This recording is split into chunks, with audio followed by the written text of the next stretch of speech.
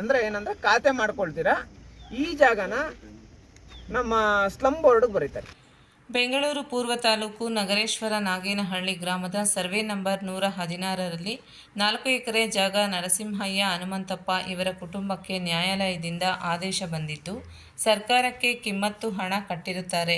ಈ ಜಾಗದಲ್ಲಿ ಅವರಿಗೆ ಖಾತೆ ಮಾಡದೆ ಕೊಳಚೆ ಅಭಿವೃದ್ಧಿ ಮಂಡಳಿಗೆ ಬರೆದಿರುತ್ತಾರೆ.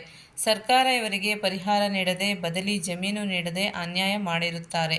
ಮಾನ್ಯ ವಸತಿ ಸಚಿವರು ಈ ರೈತರಿಗೆ ಪರಿಹಾರ ನೀಡುವಂತೆ ಹೋರಾಟಗಾರರಾದ ಡಾಕ್ಟರ್ ಕೆ.ಎಂ. ಸಂದೇಶ್ ಒತ್ತಾಯಿಸಿದರು.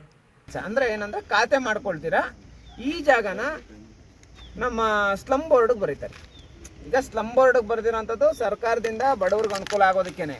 ಅದು ನಾವು ಬೇಡ ಅಂತ ಹೇಳ್ಬಿಟ್ಟು ಹೇಳೋದಲ್ಲ, ಮತ್ತು ಇಲ್ಲಿರೋಂಥ ಬಡವ್ರಿಗೆಲ್ಲ ಅನ್ಯಾಯ ಮಾಡಿರಿ ಅಂತ ಕೂಡ ನಾವು ಹೇಳೋದಕ್ಕಾಗಲ್ಲ. ನಾವು ಅಂಥ ಮಾತೆಲ್ಲ ಮಾತಾಡಲ್ಲ. ಆದರೆ ಇಂಪಾರ್ಟೆಂಟ್ ವಿಚಾರ ಏನಂದರೆ, ಇಲ್ಲಿರೋಂಥ 4 ಎಕರೆ ಜಮೀನು ಪಾಪ ಬೆಳೆ ಬೆಳೀತಾ ಇದ್ದವ್ರು ಇವರು, ಯಾರು ರೈತರು, ಇವ್ರಿಗೆ ಮೋಸ ಮಾಡಿ ಇವ್ರಿಗೆ ಪರಿಹಾರ ಕೊಡಬೇಕಾಗಿರೋಂಥ ದುಡ್ಡು ಕೂಡ ಕೊಡ್ದಿರಾ, ಈ ಕಡೆ ಜಮೀನು ಪರ್ಯಾಯವಾಗಿ ಎಲ್ಲಾದರೂ ಒಂದು ಕಡೆ ಜಮೀನಾದರೂ ಕೊಡ್ಬೋದಾಗಿತ್ತು, ಆ ಜಮೀನು ಕೊಡ್ದಿರಾ, 1 ಎಕರೆಗೆ ಇಷ್ಟು ಅಂತ ಹೇಳ್ಬಿಟ್ಟು ದುಡ್ಡು ಕೊಡ್ದಿರಾ, ಇವ್ರು ಇಡೀ ಫ್ಯಾಮ್ಲಿನ ಕರ್ಕೊಂಡ್ಬಂದು ಇವತ್ತು ಬೀದಿಯಲ್ಲಿ ನಿಲ್ಲಿಸಿರೋದು ನೋಡಿ. ಇವರೆಲ್ಲ ಅವ್ರ ಕುಟುಂಬಸ್ಥರು.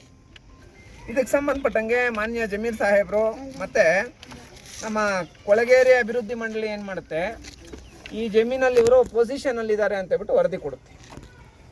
ನೋಡಪ್ಪ, ಪುಟ್ರಾಜ್ 2 ಎಕರೆ, ಮುನ್ರಾಜ್ 1 ಎಕರೆ, ಅವಲಪ್ಪ 1 ಎಕರೆ, ಇವರೆಲ್ಲ ಇವ್ರ ಕುಟುಂಬಸ್ಥರು. ಯಾರೋ ಹನುಮಂತಪ್ಪನವ್ರ ಕುಟುಂಬಸ್ಥರು, ರಾಮಮೂರ್ತಪ್ಪನವ್ರ ಕುಟುಂಬಸ್ಥರು. ಇವ್ರಿಗೆ ಇವರೇ ಪೊಸಿಷನಲ್ಲಿದ್ದಾರೆ ಅಂತ ಕೊಡ್ತಾರೆ.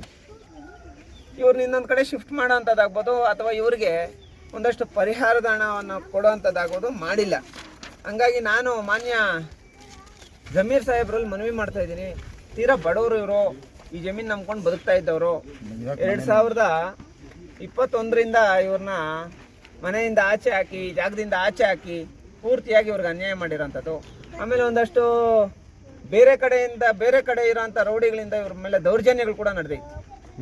ಹಂಗಾಗಿ ನಾನು ಮಾಧ್ಯಮ ಮಿತ್ರರ ಮುಖಾಂತರ ನಾನೊಂದು ರಿಕ್ವೆಸ್ಟ್ ಮಾಡ್ಕೊತಾ ಇರೋಂಥದ್ದು ಏನಂದರೆ, ಜಮೀರ್ ಸಾರ್ ಎಲ್ಲರಿಗೂ ಅಧಿಕಾರ ಇದ್ರೂ ಅಧಿಕಾರ ಇಲ್ದಿರ ಇದ್ದಾಗ್ಲೂ ಸುಮಾರು ಜನಕ್ಕೆ ಸಪೋರ್ಟ್ ಮಾಡಿದ್ದಾರೆ ಅಲ್ವಾ.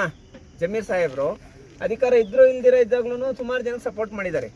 ಇವತ್ತಿನ ದಿನ ಸರ್ಕಾರ ನಮ್ಮ ದಲಿತರ ಜಮೀನಲ್ಲಿ ಇವರ ಒಂದು ಋಣದಲ್ಲಿದೆ. ದಯವಿಟ್ಟು ಇವರ ಒಂದು ಕುಟುಂಬಕ್ಕೆ ಅನ್ಯಾಯ ಆಗೋದು ಬೇಡ. ನಾವು ಈ ವಿಚಾರಕ್ಕೆ ಸಂಬಂಧಪಟ್ಟಂಗೆ ನಿಮ್ಮ ವಿರುದ್ಧ ಹೋರಾಟಗಳು ಮಾಡೋದು ಬೇಡ. ದಯವಿಟ್ಟು ಈ ಬಡವ್ರಿಗೊಂದು ನ್ಯಾಯ ದೊರಕಿಸುವಂಥ ಕೆಲಸ ಮಾಡಿ. ಅಕಸ್ಮಾತ್ ಏನಾದರೂ ಇವ್ರಿಗೆ ನ್ಯಾಯ ದೊರಕಿಲ್ಲ, ಇವ್ರಿಗೊಂದು ಪರಿಹಾರ ದುಡ್ಡು ಕೊಟ್ಟಿಲ್ಲ, ಅಥವಾ